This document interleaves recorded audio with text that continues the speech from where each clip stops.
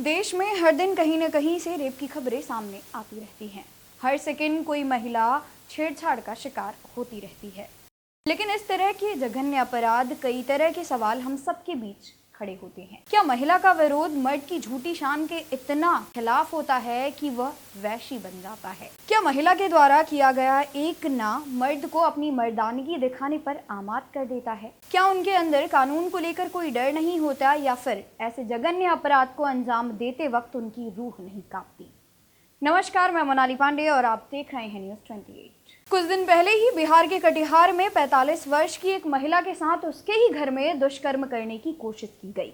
जब महिला ने इसका विरोध किया तो पड़ोसी आरोपी ने महिला की दोनों आंखें फोड़ डाली। इस पूरी वारदात को अंजाम महिला की 11 साल की बेटी के सामने दिया गया। तो ऐसे में अब सवाल ये उठता है कि क्या ऐसे कारनामों को अंजाम दे करके मर्द अपनी मर्दानगी को साबित करना चाहते हैं? दिल्ली के सर गंगा राम हॉस्पिटल के मनोचिकित्सक डॉक्टर राजीव मेहता बताते हैं कि जो रेपिस्ट होते हैं उनकी विकृत मानसिकता होती है। यह पर्सनैलिटी डिसऑर्डर उनसे कुछ भी करा सकता है। आरोपी इस तरह के कुकर्म दो मकसद से करता है। पहला, अपनी पावर दिखाने के लिए, और दूसरा, आनंद के लिए। वह रेप करके महिला के ऊपर अपनी मर्दानगी साबित करना चाहता है। तो वहीं दूसरी ओर पैराफिलियाज से ग्रसित व्यक्ति को दर्द देकर मजा आता है। कुछ लोगों को पैराफिलियाज नाम का एक डिसऑर्डर होता है। इसमें उन्हें अननेचुरल तरीके से सेक्सुअल एक्साइटमेंट मिलती है। इसमें कुछ को पॉर्न देखकर आनंद मिलता है, तो कुछ को दूसरों को मारकर या पीड़ा देकर सेक्स करने में मजा आता है। नेक्रोफीलिया से ग्रसित व्यक्ति शव के साथ सेक्स करता है। वहीं एग्रीबेशन में दूसरे के सामने मास्टरबेशन करता है। यह सब मानसिक बीमारी है। जो लोग एंटी सोशल होते हैं उनमें इस तरह की विकृत मानसिकता देखी जाती है।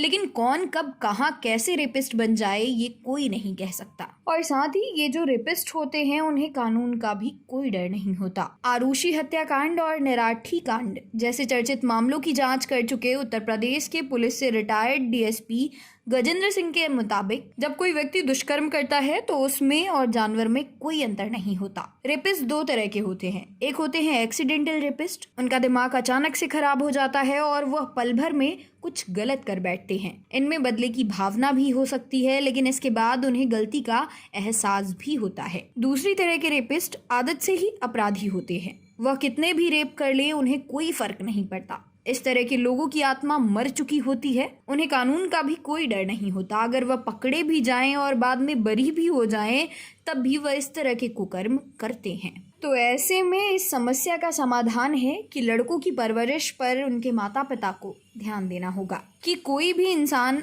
अपराधी घर वालों के बढ़ावा मिलने से ही बनता है। लड़के की गलती पर अगर माँ बचपन से ही उसे डांट दे और सिखा दे कि वह हर लड़की की इज्जत करे, तब वह ऐसी हरकत नहीं करेगा। हर माता पिता को अपने बेटे को सही गलत की पहचान करानी होगी। लेकिन हमारे समाज में तो लड़कों को गलत कामों पर डांटने की बजाय उसकी मर्दानगी याद दिलाई जाती है। एक ही छत के नीचे माता पिता बेटियों पर सारी बंदिशें लगा देते हैं और लड़कों को हर चीज की छूट देते हैं। सही पेरेंटिंग और संस्कार ही लड़कों को गलत दिशा में कदम बढ़ाने से रोक सकती है। हालांकि इस घटना से पहले भी देश में इस तरह की कई रेप की घटनाएं हुई हैं, जिसे सुनने और देखने के बाद हमारी रूह कांप उठी है। जहन से आज तक नहीं निकल पाया दिल्ली में हुआ निर्भया कांड। बदायूं में महिला के साथ हुआ गैंग रेप। वेटरनरी डॉक्टर को रेप के बाद जलाया गया हैदराबाद में। तो वहीं लखीमपुर खीरी गैंग रेप में 13 साल की बच्ची शिकार बनी। तो ऐसे जघन्य अपराधों के बीच में जरूरत है हमारे समाज में हर एक घर में एक पहल की, सही पेरेंटिंग की, सही संस्कार की, जो घर के माता पिता के द्वारा ही उनके बच्चों को